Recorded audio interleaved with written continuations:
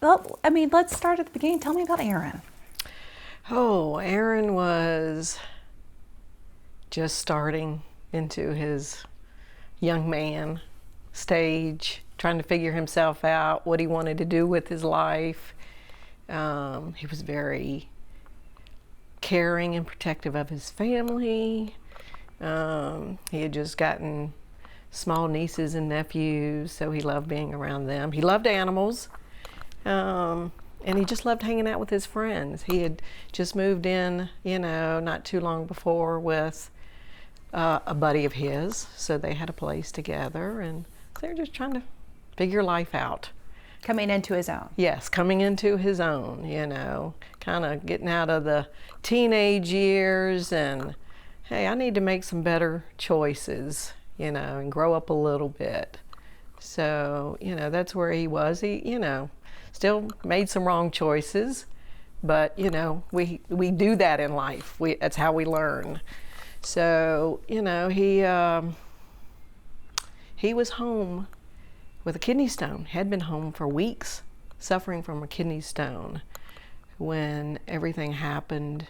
3 guys crawled in through a kitchen window and confronted his roommate. I want your weed, I want your money. Didn't know what he was talking about. Aaron was a concealed carry. His roommate was also. Aaron was in bed. It was about 11, a little after 11 or so. And Aaron heard all the commotion. This is what I hear from his roommate.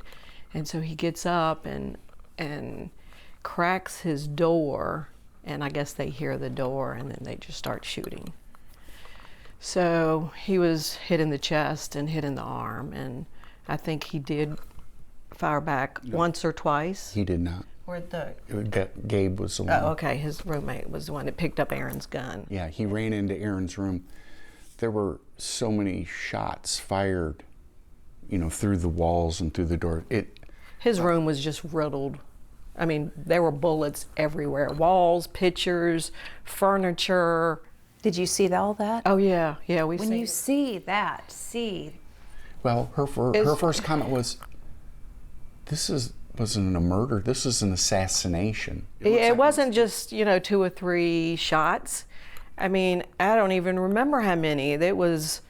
Well, they recovered a dozen or more. Yeah, 12, 13. The next day or two, we were still finding them lodged into furniture and pictures and in behind things. It was just... And each time you found a round that was in a wall or stuck in a bedpost, you call Bedford County. We'd have to stop the cleaning process of what we were doing, and they would come out and recover the round. That was all part of the evidence.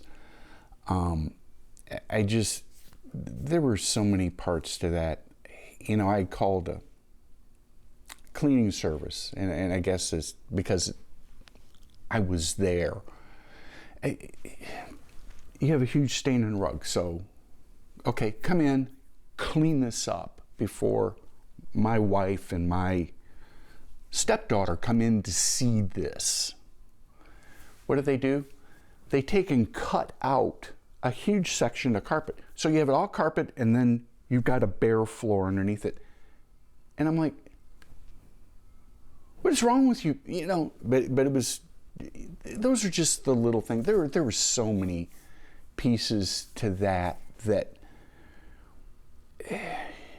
Well, you wonder what Aaron had to go through.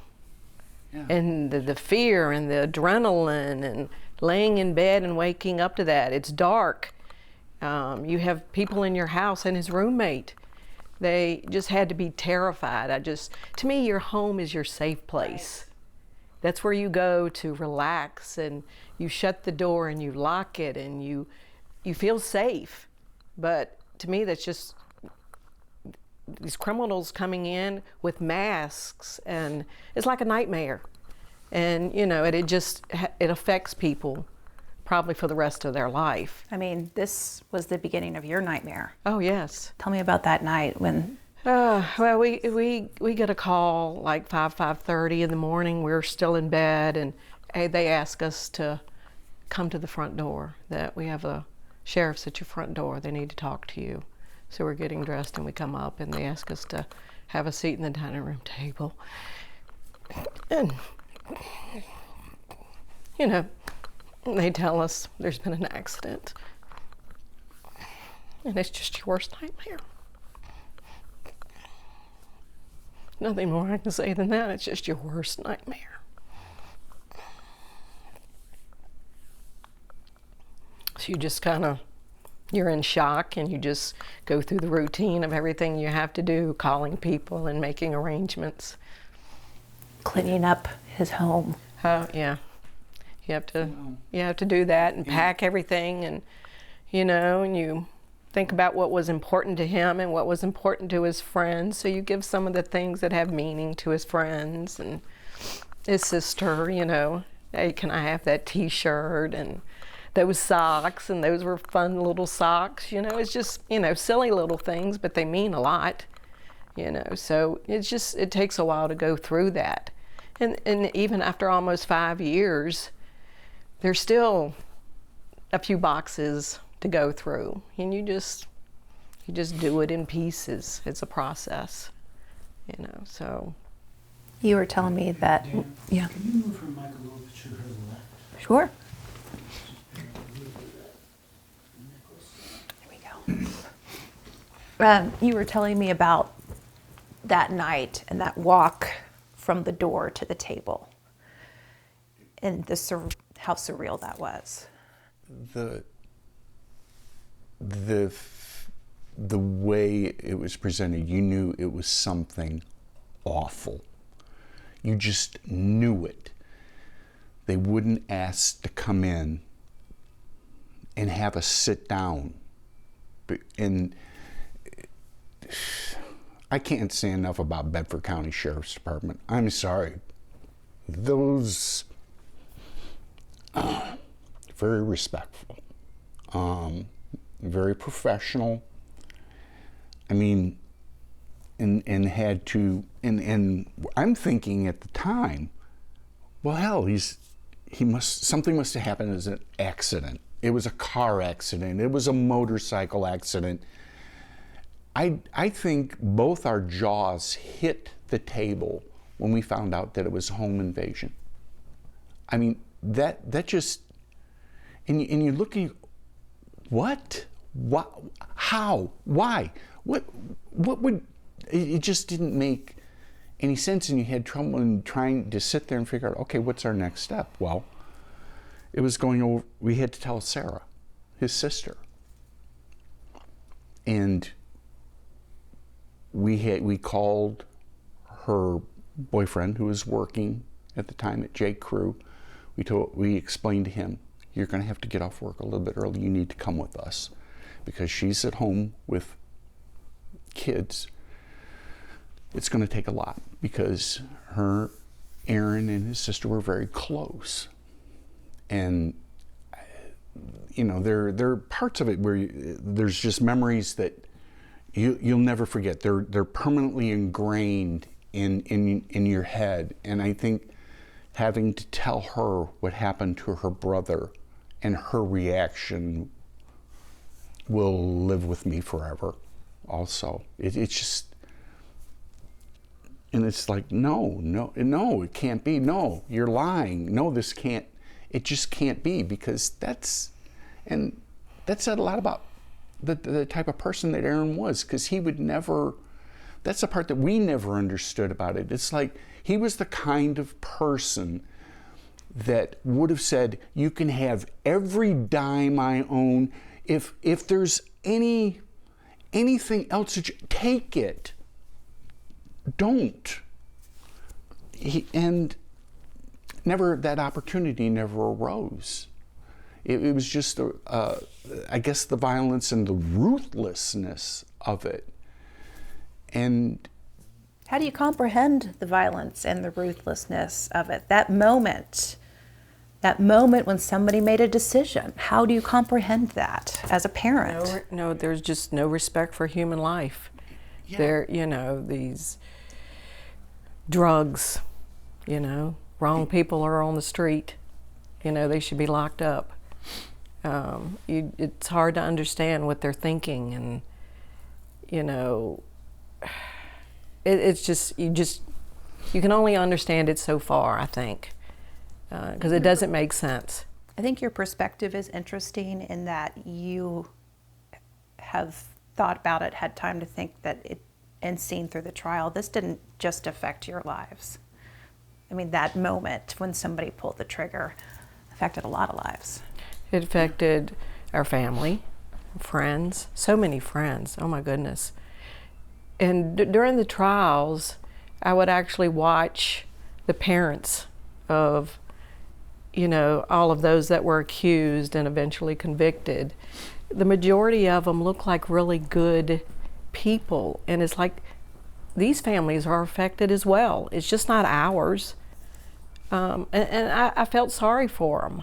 I really did. I mean, they were carrying a burden too.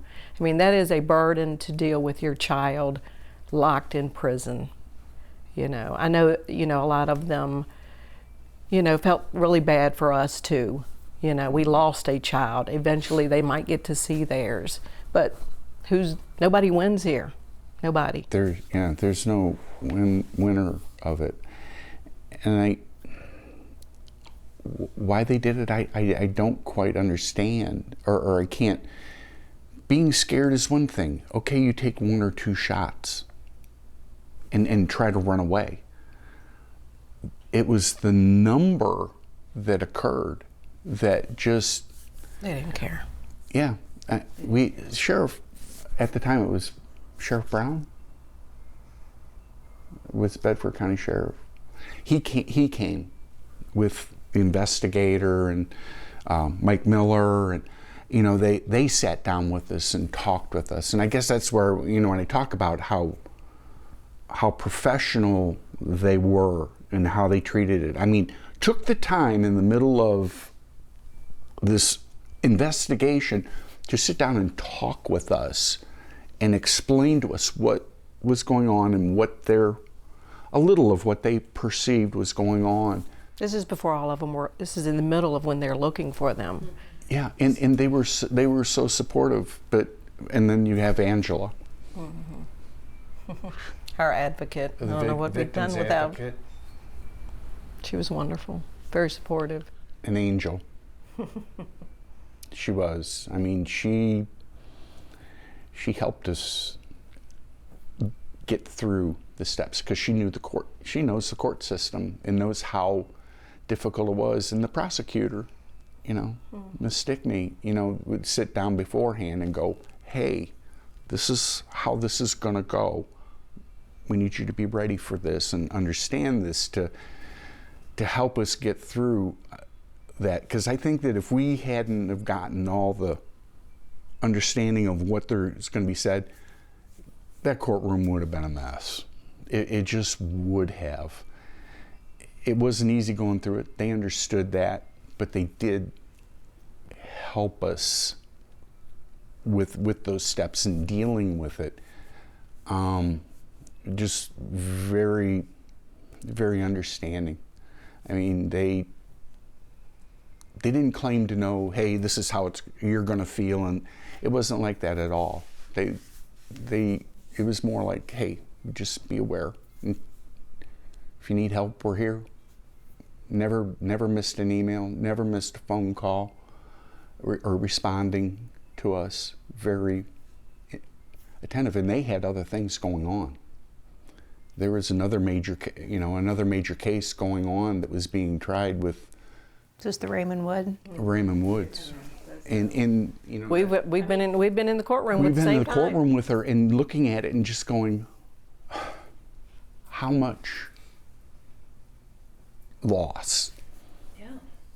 Yeah. And the same deal, number of trials to go through as well. I mean, probably no one could understand her and what she went through better than the two of you, or mother to mother, Do you feel, I mean, we've had some found guilty, first-degree murder, second-degree murder, in some cases, accessory. Do you feel justice has been served at least in his honor? I'm content with the verdicts. You know, is the time they received ever enough? No, you know, but you can't get Aaron back. But I'm content or satisfied. I'm not angry. You know, we kind of knew ahead of time what we thought was going to happen. Don't agree with everything, but I don't have any ill feelings, any hate, any resentment. You know, I have my faith. So. Aaron had that too, didn't he? Yes, he did. He did. He was always one, believe it or not, always growing up, and through his 22 years, it didn't matter if he was with his friends or not at mealtime. He could be in a restaurant. He sat and prayed. Every one of them would tell you that. He would thank the Lord for the food, you know, and that was just, to me, it just kind of tells you a little bit about him. You know, as a young person, that he had faith. So I have faith knowing where he is, you know, today. So, you know, yeah. I would think as parents, you go through this and you say, I hope no other family, no other mother, no other father, sister ever has to go through what we are going through. Mm-hmm. But families are still going through it. They are. And at an accelerated rate in our community. They are. And it's from, you know, from crimes, from suicide, you know, gangs. Just there's so many different ways that, you know, killings are going on with guns. It's, you know, to me, it's no one thing that's causing all of this. It's mental health is a huge part of, you know, what's going on with the gun violence, the judicial system and keeping criminals in jail longer. It's keeping your guns locked up, for goodness sakes. I don't understand why people have guns in their homes that children even know that are there. They should be locked up. Training. You know, having the right guns. I have no idea how young children get guns. Parents are not being responsible, and they don't take them serious. They don't have respect for a gun, in my opinion, if they're leaving them where a child can get to them. And with that, it's not respect for the gun and not respect for what the end result of that. We believe in the Second Amendment. We believe that you have the right to have a firearm. But you have to have respect for it. You have to know how to use it. You have to, it has to be in a safe place. People that are getting guns stolen out of the car just blows my mind. How can you have a gun left in your car? How could you let a 6-year-old behind the wheel of a car in the middle of a city? Would you do that? Would you let them behind the wheel with people walking around? Would you let them behind the wheel? No, you wouldn't. You put it in drive, you turn it off, you take the keys with you. Well, why wouldn't you equate that to a firearm? Why wouldn't you do that? In the damage that can cause so indiscriminately. I mean, you just heard about some child down in Campbell County who got shot because a bunch of kids were with rifles in the next neighborhood shooting at what they thought a piece of wood would stop a bullet, but it didn't. It went through whatever they were shooting. And I'm speculating because it went in and hit the house next door. And what happened to, it's almost like common sense ran out the door and nobody, well, I think a lot of people now are really beginning to grasp the seriousness of what's going on, because I read somewhere that there were like 1 in 10 people have in some way experienced some type of gun violence. That's a scary number. I mean, it is. And in your family, even more so. yeah, You know, you've had your nephew died by suicide, and so there's been a lot of gun violence, I would say. Mm-hmm. And we have a dear friend who lost her son to suicide with a gun.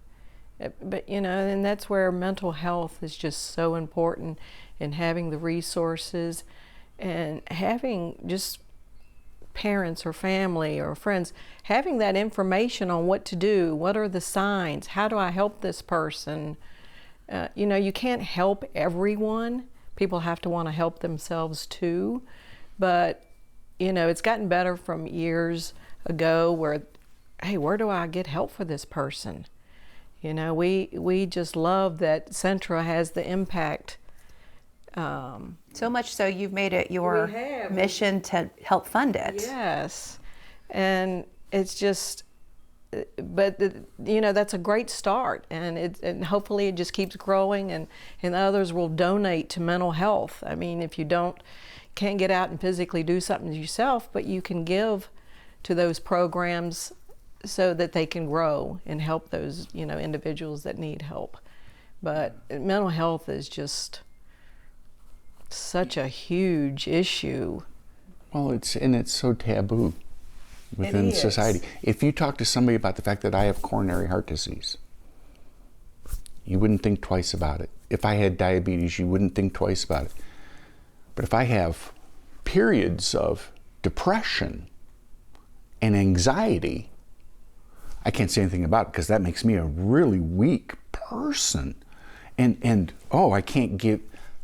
It's a sickness, it's a disease, just like anything else. And we do need to talk about it more. Well, and I think even the whole thing with, as far as when you look at gun violence, there has to be communication.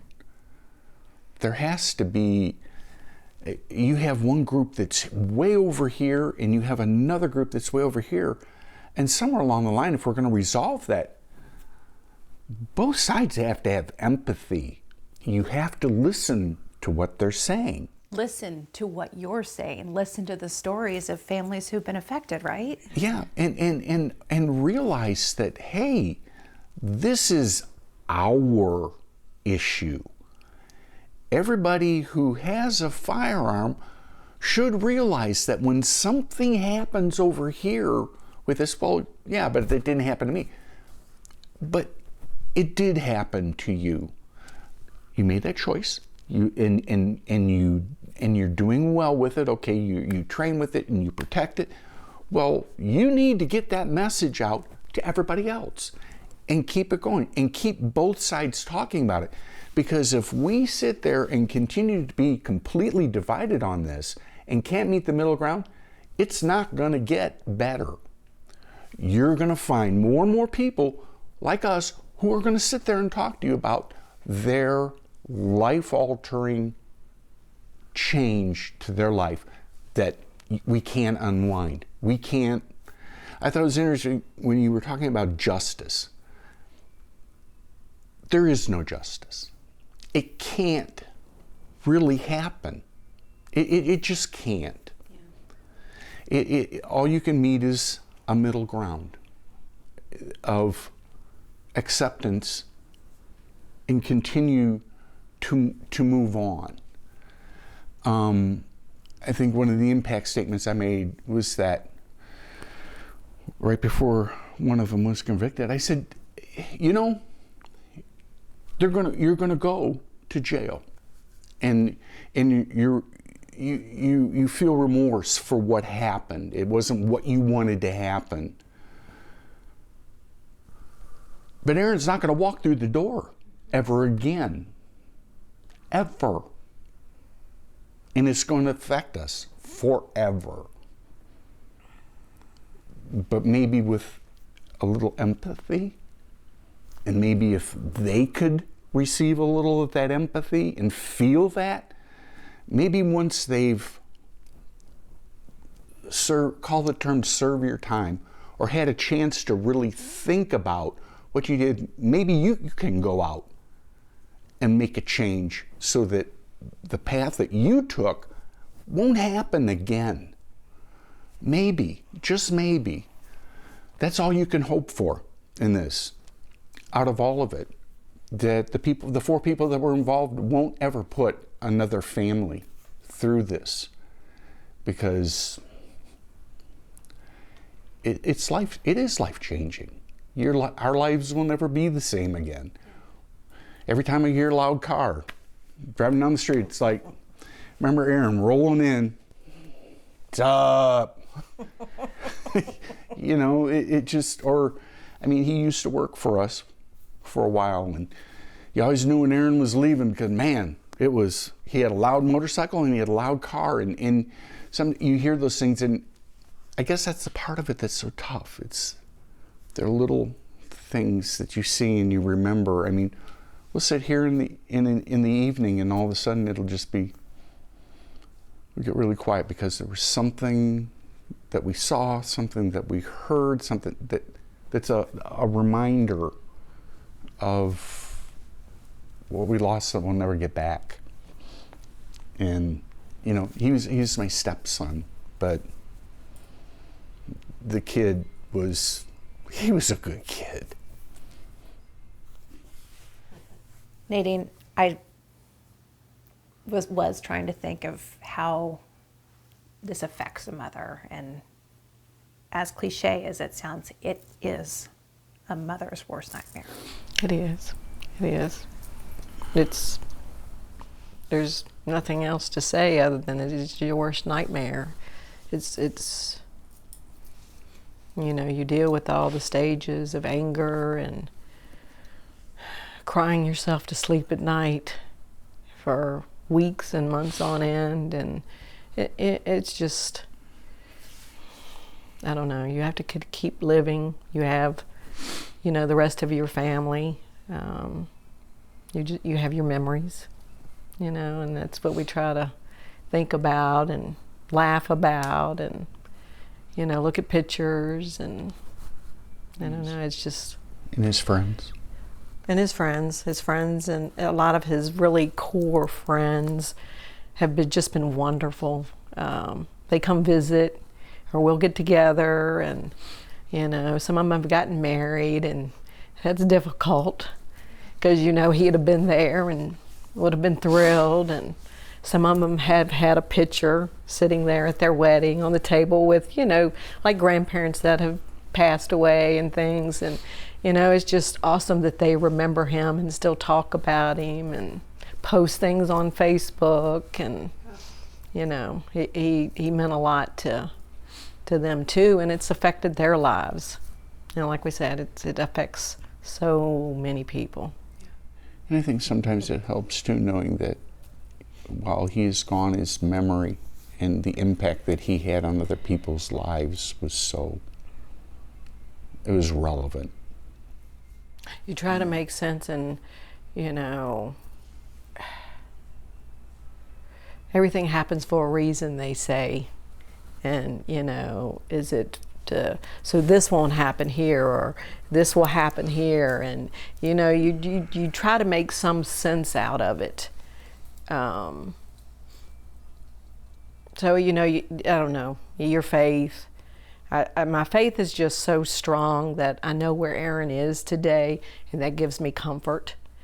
But you just wonder why, you know. Just keep moving forward. That's all you can do. You can't dwell on it. It'll eat you up. You can't hate the people that did it. It will eat you up. You just have to move forward and rely on your faith in your family and friends. I think that's really well said.